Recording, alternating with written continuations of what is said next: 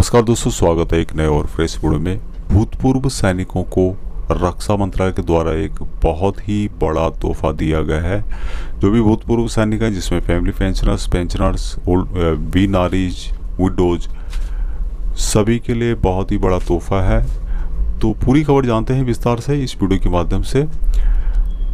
तो दोस्तों, जब से रक्षा मंत्रालय यानी कि भारत सरकार के द्वारा स्पर्श के माध्यम से पेंशन की प्रक्रिया शुरू हुई है, तब से बहुत सारी प्रॉब्लम्स आई हुई हैं। स्पर्श के माध्यम से कोई सॉल्यूशन निकल पा नहीं रहा है। आप बैंक में जाओ तो बैंक को कोई पता है नहीं, जिला सैनिक में जाओ उनको स्पर्श के बारे में कोई पता है नहीं, इसका कोई सेवा केंद्र नहीं है। और पीसीडी इलाहाबाद रिंग करो तो वहाँ पे इसका कोई सॉल्यूशन नहीं है। इसी बात को ध्यान में रखते हुए रक्षा मंत्रालय के द्वारा एक बहुत ही बढ़िया निर्णय यहाँ पे लिया गया है और 4 लाख से अधिक अभी इसके केंद्र पूरे भारत में खोले जाएंगे, यानी कि सेवा केंद्र खोले जाएंगे।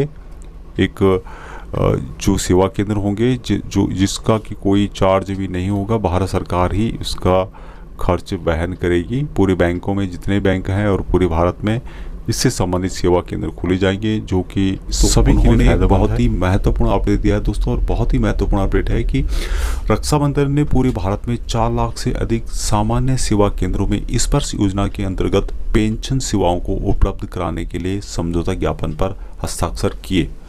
तो 4 लाख से ज़्यादा अभी स्पर्श सेवा केंद्र पूरे भारत में खोले जाएंगे, जो कि बहुत ही फायदेमंद है भूतपूर्व सैनिकों के लिए।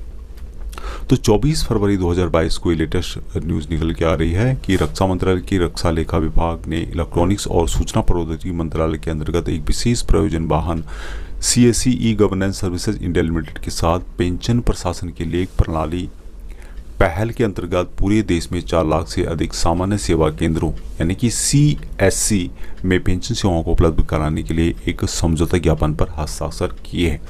रक्षा सचिव डॉक्टर अजय कुमार की उपस्थिति में रक्षा लेखा नियंत्रक पेंशन श्री सामदेव और CSE e governance services India limited के मुख्य कार्यकारी अधिकारी CEO संजय कुमार राकेश द्वारा 24 फरवरी 2022 को नई दिल्ली में समझौता ज्ञापन पर हस्ताक्षर किए गए। यह समझौता ज्ञापन पेंशन भोगियों को हर स्तर पर संपर्क प्रदान करेगा, विशेष रूप से ऐसे पेंशन भोगियों को जो देश के दूरदराज के इलाकों में रहते हैं, जिनके पास स्पर्श पर लॉगिन करने के लिए कोई साधन या तकनीकी साधन उपलब्ध नहीं है। इन पेंशन भोगियों के लिए सेवा केंद्र स्पर्श के लिए एक इंटरफेस बनाए जाएंगे और पेंशन भोगियों को प्रोफाइल अपडेट करने के लिए जो स्पर्श में जो प्रोफाइल बनाना होगा, उसके अलावा जो इनमें शिकायत है, उसके अलावा जो डिजिटल लाइफ सर्टिफिकेट है, उसके अलावा जो मासिक पेंशन जो आती है उसकी अपडेट्स, तो ये जो विस्तृत जानकारी है उसके माध्यम से प्राप्त कर सकेंगे।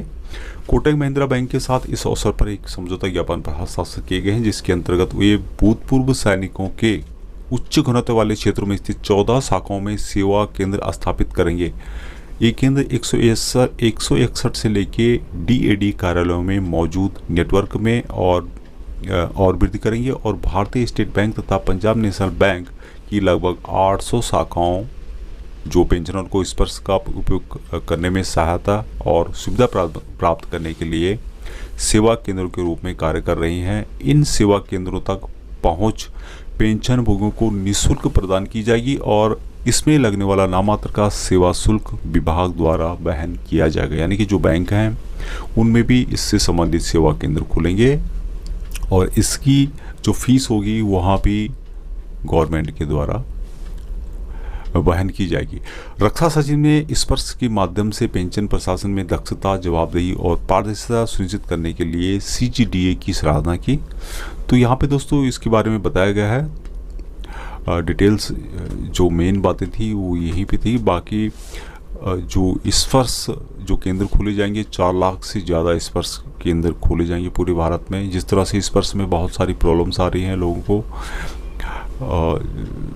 ज़्यादातर जो रिमोट एरियाज़ के हैं, उसके अलावा जो बुजुर्ग हैं या फिर जो स्मार्टफोन नहीं जानते चलाना, जो बीनारीज हैं, जो फैमिली पेंशनर्स हैं, तो बहुत सारी समस्याओं का समाधान अभी मुझे लगता है आराम से हो जाएगा, क्योंकि 4 लाख से ज़्यादा केंद्र पूरे भारत में खोले जा रहे हैं और 24 फरवरी 2022 को इससे संबंधित ज्ञापन पर हस्ताक्षर हुए हैं, जो कि CSC e governance services limited के साथ इन्होंने समझौता किया हुआ। तो दोस्तों, महत्वपूर्ण अपडेट आज के लिए इतना ही। जानकारी अच्छी लगे तो वीडियो को शेयर जरूर करें, चैनल को सब्सक्राइब नहीं करें सब्सक्राइब जरूर करें। जय हिंद, जय भारत।